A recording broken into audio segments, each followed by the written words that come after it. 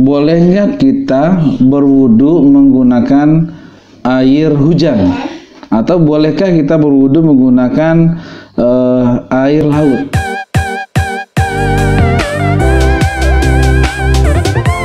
Oke, bismillahirrahmanirrahim. Assalamualaikum warahmatullahi wabarakatuh. Alhamdulillah wa shalla rabbuna ala nabiyil mustafa habibina amma ba'du. Segala puji hanya milik Allah, selawat dan salam mari kita curahkan kepada baginda alam, nabi besar kita Nabi Muhammad SAW, kepada keluarganya, kepada sahabatnya, dan kita umatnya. Mudah-mudahan di yaumil akhir nanti mendapatkan syafaatul uzma dari Rasulullah SAW. Amin ya rabbal alamin. Oke teman-teman semuanya, pada kesempatan kali ini kita akan membahas sedikit tentang air.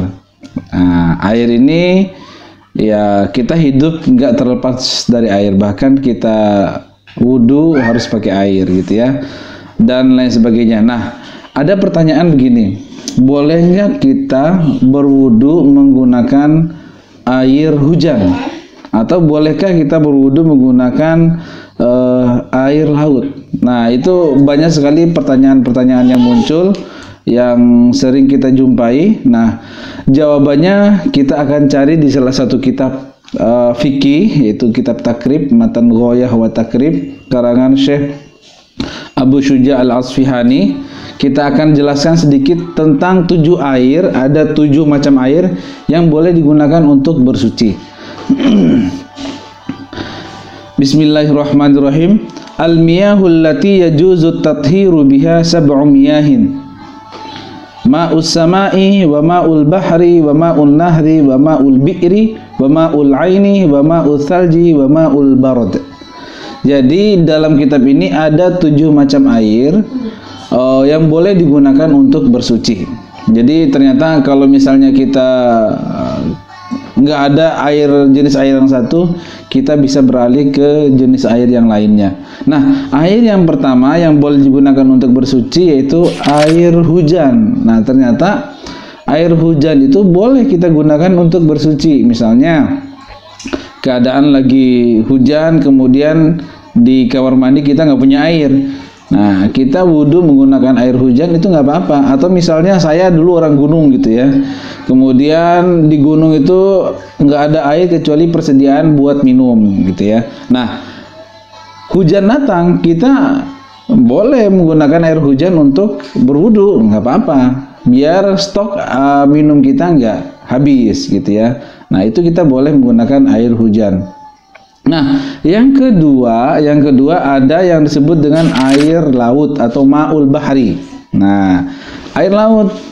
Nah, kita boleh gunain air laut buat wudhu atau buat mandi besar atau mandi junub. Nah, air laut dimanapun kita jumpai boleh kita gunakan. Ya, nggak ada pengecualian kecuali air laut di sini, enggak. Semua air laut suci dan mensucikan, bisa kita gunakan untuk berwudu. Berarti kalau kita bisa gunakan untuk wudu, buat minum juga boleh. Makanya ada penyulingan air laut kalau misalnya tempatnya itu terpencil dan di pinggir laut dan susah mendapatkan air putih jernih gitu ya, air mineral.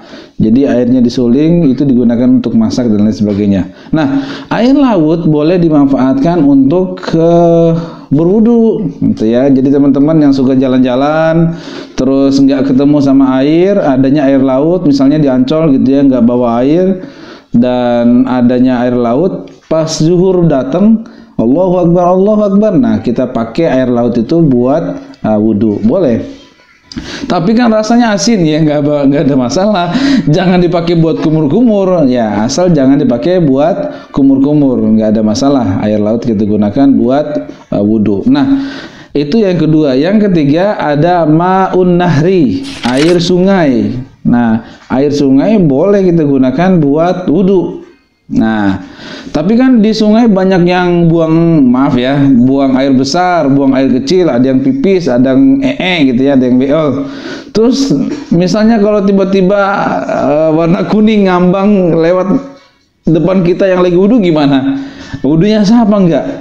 wudunya sah gitu ya, wudunya sah. Tapi ini dalam tanda kutip airnya yang betul-betul air sungai yang masih jernih ya, belum tercampur sama air got, air bekas cucian dari kamar mandi kayak orang-orang sekarang kan air saluran airnya air dari kamar mandi masuk ke sungai atau apa. Nah, ini masih betul-betul air sungai yang masih bersih, kayak di kampung ini masih banyak. Nah, tiba-tiba ada tokai lewat warna kuning. Nah, jadi pas kita nyiduk air gitu ya, ada tokai lewat. Nah, biarkan si tokai itu lewat dulu, biarin. Set, baru kita lanjutin wudhu. Jadi jangan pas ada tokainya kita ciduk, jangan. Belepotan kemana-mana. Jadi biarkan si yang terhormat ini lewat dulu, baru kita pakai airnya buat wudhu, lanjutin wudhunya. Nah, itu air sungai. Yang keempat, ma'ul bi'ri. Nah, yang keempat ini ma'ul bi'ri. Ma'ul bi'ri ini artinya air sumur. Nah, lagi-lagi ini di kampung ya, yang masih banyak sumur. Nggak tahu kalau di daerah perkotaan masih ada sumur apa enggak.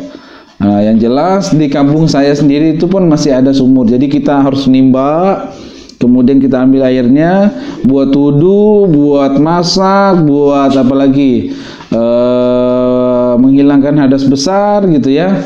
Dan itu biasanya sumur itu menjadi sumber air utama dulu pas saya di kampung. Jadi harus narik timba dulu. Mungkin teman-teman yang pernah hidup di kampung dulu pernah merasakan nimba air gitu.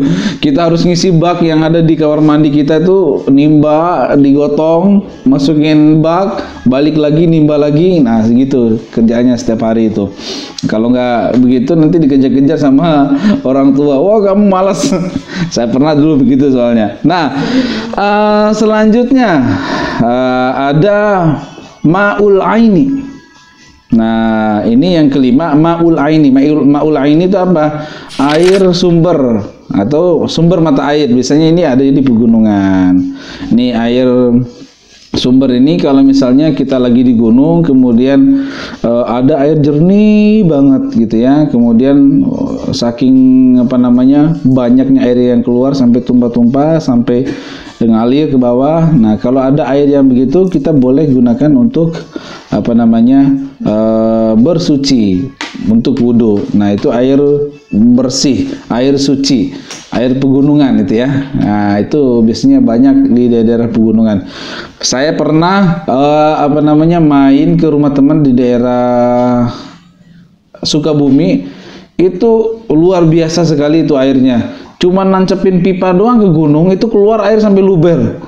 Saya tanya, loh kok airnya nggak ditutup? Ini kan mubazir. Nggak bisa ditutup airnya, karena airnya ngalir terus. Nggak pakai alat, apa namanya, sanyo gitu ya, buat narik air. Nggak pakai, mereka cukup nancepin paralon, udah air langsung ke kamar mandi. Itu mantap banget, luar biasa. Nah, itu air mata air. Nah, yang keenam sekarang ada ma'us salji, air es. Nah, ini nih, air es itu misalnya gini, kita lagi jalan-jalan ke Eropa, kemudian lagi musim dingin, saking dinginnya gitu ya, sampai air yang ada di bak mandi itu beku semuanya gitu ya, beku semuanya, keluar beku, masuk ke dalam beku. Nah, apa yang kita lakukan kalau udah waktunya sholat? Apakah kita tayamum karena nggak ada air? Nah, nggak perlu tayamum, karena air es tadi kita bisa gunakan untuk sarana berwudu. Jadi kita ambil airnya, plak-plak. Nah, kita usap, kita wudu seperti biasa, membasuh muka, kemudian tangan, kemudian mengusap kepala, kemudian membasuh kaki. Nah, setelah itu barulah kita sholat. Nah, itu air es kita bisa gunakan untuk bersuci. Nah, ini yang terakhir, teman-teman. Yang terakhir itu ada wa ma'ul barodi. Nah, ma'ul barodi itu apa? Air embun. Nah, lagi-lagi yang tinggalnya di daerah pesawahan, pegunungan yang banyak rumput, yang banyak pepohonan ini. Nah, ma'ul barodi ini air embun. Jadi biasanya subuh-subuh itu kita bangun, biasanya di luar itu yang masih ada rumputan di luar rumahnya gitu ya, itu banyak sekali air embun. Nah, air embun itu kita bisa gunakan untuk bersuci. Kita ambil airnya, kemudian kita basuh anggota wudhu. Nah, kalau satu tempat ini sudah habis, kita pindah ke tempat yang lain yang masih ada air embun. Nah, inilah 7 air yang boleh kita gunakan untuk berwudu. Jadi pertanyaan teman-teman, boleh nggak air laut, air hujan digunakan untuk bersuci, berwudu? Jawabannya boleh, ya. Jawabannya boleh. Jadi Islam itu sangat memudahkan umatnya untuk melakukan ibadah gitu ya, untuk melakukan ibadah. Tidak ada air hujan, kita boleh gunakan air laut gitu ya. Nggak ada air laut, kita boleh gunakan air sungai. Nggak ada air sungai, kita boleh gunakan air sumur. Nggak ada air sumur, kita boleh gunakan air mata air. Nggak ada air mata air, kita boleh gunakan air es, salju. Setelah itu kalau nggak ada, kita boleh gunakan air embun. Oke, itu saja teman-teman semuanya, 7 jenis air yang bisa digunakan untuk bersuci. Mudah-mudahan lewat video ini kita bisa berbagi ilmu. Mudah-mudahan video ini ada manfaatnya buat teman-teman, khususnya yang suka jalan-jalan dan bingung cari air buat wudu. Itu saja, wafaqanallahu wa iyyakum ila thoriqil qawim. Wassalamualaikum warahmatullahi wabarakatuh.